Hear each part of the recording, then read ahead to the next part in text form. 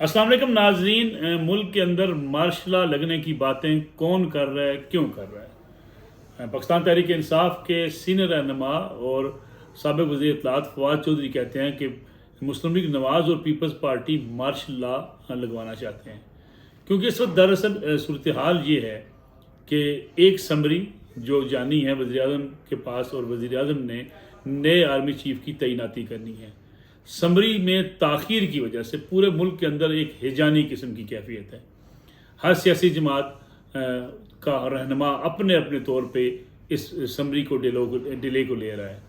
और साथ ही ये भी कहा जा रहा है कि शायद ख्वाजा आसिफ जो कहते हैं कि अगले 24 घंटे 48 घंटों के अंदर समरी वज़ीर आज़म को मौसूल हो जाएगी, जिसके बाद वज़ीर आज़म आर्मी चीफ का ऐलान कर देंगे। आर्मी चीफ की तैनाती के हवाले से जो ताख़ीर हो रही है उसने बहुत सी क्यास आराइयों को जन्म दिया है। बाज़ लोग ये क्यास आराई करते हैं कि मियाँ नवाज शरीफ ने शहबाज शरीफ को कह दिया कि जो सीनियर तरीन आर्मी में इस वक्त लेफ्टिनेंट जनरल हैं वो जनरल आसिम मुनीर हैं, इसलिए उनको आर्मी चीफ तैनात किया जाना चाहिए, जबकि आसिफ अली ज़रदारी साहब की राय इससे कदरे मुख्तलिफ है। बाज़ लोग समझते हैं, बाज़ लोगों की ये राय है कि शायद जनरल कमर जावेद बाजवा जो है वो चाहते हैं कि उनकी मर्ज़ी के आर्मी चीफ की तैनाती हो, लेकिन अब तक की ताख़ीर की वजह से फिर हर किस्म की बातें की जा रही हैं, और एक डेडलॉक की बात भी की जा रही है कि अगर आर्मी की तरफ से नाम आते हैं और वो नाम जो मुस्लिम लीग नवाज़ और PDM की हुकूमत चाहती है, जनरल आसिम मुनीर, उनकी रिटायरमेंट के बाद समरी आती है, यानी 27 के बाद समरी मौसूल होती है, तो फिर जनरल आसिम मुनीर इस दौर से बाहर निकल जाएंगे और फिर हुकूमत और जो है इस्टेब्लिशमेंट के माबैन दूरियां बढ़ सकती हैं। इसलिए हुकूमत ये चाहती है कि उससे पहले ये समरी आए, ताकि शहबाज शरीफ साहब जो वज़ीर आज़म हैं वो आर्मी चीफ की अनाउंसमेंट कर दें। अब ये सूरत हाल अगर मुसलसल चलती रहती है तो उससे फिर ये अपोजिशन को, PTI को ये मौका मिलता है कि वो ये कह रही है कि ये क्लैश बढ़ सकता है, और अगर क्लैश बढ़ता है तो उस सूरत में फिर कैबिनेट जो है वो ये इख्तियार दे देगी वज़ीर आज़म को, और वज़ीर आज़म जो है वो आर्मी चीफ की तैनाती कर देंगे। गोया अगर वज़ीर आज़म समरी के बगैर किसी आर्मी चीफ की तैनाती करते हैं तो उससे के कानूनी और आइनी तकाज़े क्या हो सकते हैं, इस पर माहिरीन कानून की भी अपनी अपनी राय है, लेकिन बाज़ आइनी माहिरीन ये समझते हैं कि वज़ीर आज़म के पास ये इख्तियार है। समरी एक रूटीन का मैटर है, समरी एक प्रोसीजर है जिसको हमेशा से इख्तियार किया जाता रहा है, लेकिन आइनी तौर पे वज़ीर आज़म जो है वो किसी भी जो ऑफिसर को वो आर्मी चीफ आज को तैनात कर सकते हैं। अब ये देखना ये है कि अगले 24 घंटों के अंदर से बड़ा अहम करार दिया जा रहा है। सागदार साहब मुलाकातें कर चुके हैं, आसिफ अली ज़रदारी साहब और मियाँ शहबाज शरीफ के माबैन, वज़ीर आज़म के माबैन बड़ी अहम मुलाकात हुई है, और ये भी बताया जा रहा है कि उस मुलाकात के अंदर मियाँ शहबाज शरीफ साहब को आसिफ अली ज़रदारी ख़ास पैगाम लेकर गए हैं उनकी आदत के बहाने कि किसी तौर पे इस मामले को सेटल किया जा सके। नवाज शरीफ साहब के हवाले से एक पूरी कंपेन चली कि वो आर्मी चीफ की तैनाती उनको नहीं करनी चाहिए, उनके साथ मुशावरत नहीं होनी चाहिए, वो सज़ा याफ्ता हैं, वो मुल्क से बाहर भाग कर बैठे हुए अदालती मफरूर हैं। लेकिन अगर आइनी और कानूनी तौर पर देखा जाए तो मियाँ नवाज शरीफ का इनपुट तो शहबाज शरीफ साहब ले सकते हैं, लेकिन तैनाती वज़ीर आज़म पाकिस्तान ही करेंगे। अब बाज़ लोगों की राय यह है कि मियाँ शहबाज शरीफ साहब के ऊपर बड़ा इन्फ्लुएंस है अपने बड़े भाई का, इसलिए जिस नाम को वो फाइनल कर देंगे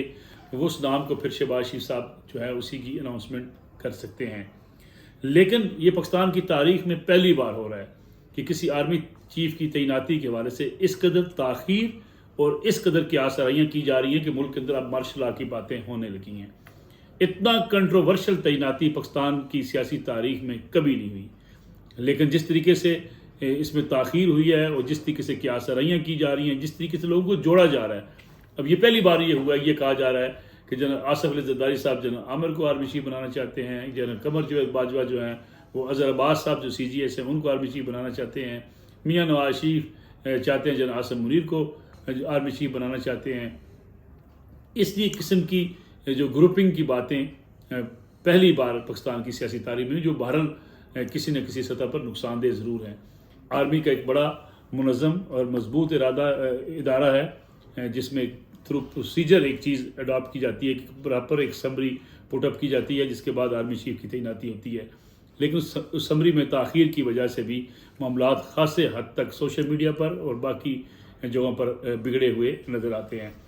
اس صورتحال میں اسٹیبلشمنٹ کے مخالفین جو افواج پاکستان کے مخالفین ہیں وہ یہ الزام لگاتے ہیں کہ اسٹیبلشمنٹ بھی اپنی مرضی کا آرمی چیف چاہتی ہے اور حکومت کی بات نہیں ماننا چاہتی، جس کی وجہ سے اختلاف رائے اپنی جگہ پر موجود ہے۔ شاہد خاقان عباسی مسلم لیگ نواز کے سینئر رہنما ہیں، وہ سابق وزیر اعظم بھی ہیں، ان کے بڑے کچھ جارحانہ قسم کے بیانات بھی سامنے آ رہے ہیں۔ یہ کہا جا رہا ہے کہ یہ آئین کی خلاف ورزی ہے سمری نہ بھیجنا۔ گویا اس سے یہ اندازہ ہوتا ہے کہ کہیں نہ کہیں کوئی اختلاف موجود ہے۔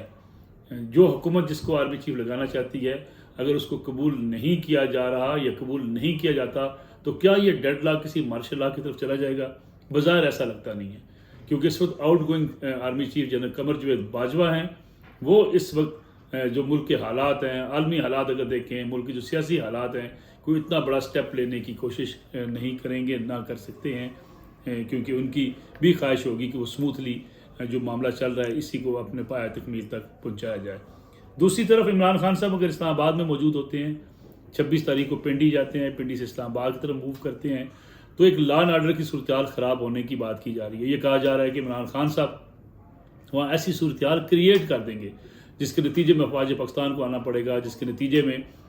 پورے لا اینڈ آرڈر کو بہتر کرنے کے لیے ایمرجنسی لگ سکتی ہے اور یہ کنورٹ ہو سکتی ہے کسی مارشل لا کی طرف۔ یہ بھی اس لحاظ سے مشکل لگتا ہے کہ ان دنوں ہی آرمی چیف کی تعیناتی ہونی ہے، اور آرمی چیف کی تعیناتی اگر 24 گھنٹوں میں اگر ہو جاتی ہے یا 48 گھنٹوں میں ہو جاتی ہے تو پھر عمران خان صاحب کے لیے پنڈی سے اسلام آباد جانا مشکل ہوگا، کیونکہ اسلام آباد وہ جانے کا پھر شاید اتنا خطرہ مول نہیں لیں گے، بلکہ پنڈی کے اندر ہی اپنے لانگ مارچ کو وہ اختتام کی طرف لے جائیں گے۔ لیکن اگر اسلام آباد کی صورتحال بگڑتی ہے تب بھی بظاہر یہ لگتا ہے حالات اس طرف جاتے ہوئے دکھائی دیتے ہیں کہ کوئی ایسی صورتحال نہیں ہوگی جس کے نتیجے میں جمہوریت کی پوری بساط لپیٹ دی جائے۔ لیکن الزام تراشی اس لیے کی جا رہی ہے کہ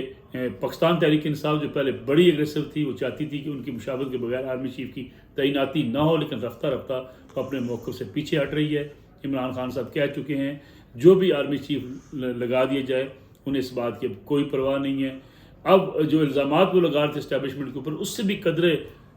کچھ قدم پیچھے ہٹتے ہوئے دکھائی دیتے ہیں۔ لیکن کیا 26 نومبر کو عمران خان راولپنڈی میں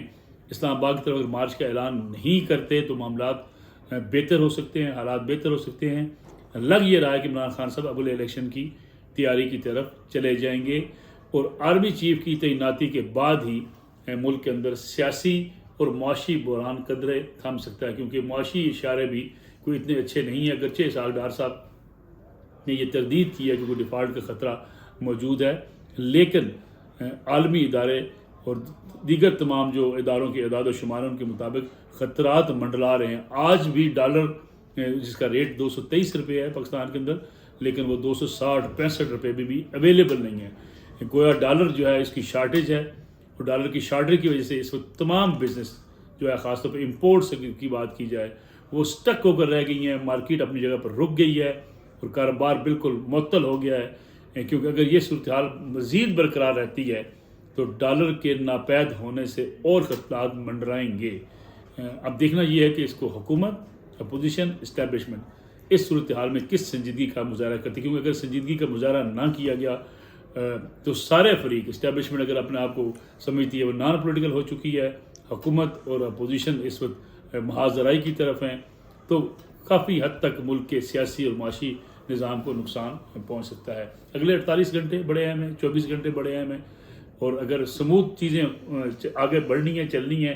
تو آصف علی زرداری صاحب کی آج کی جو ملاقات ہے شہباز شریف صاحب، یہ کیا رنگ دکھائے گی؟ لگتا یہ ہے کہ یہ کسی نتیجہ خیز فیصلے کی طرف ملاقات ضرور لے جائے گی۔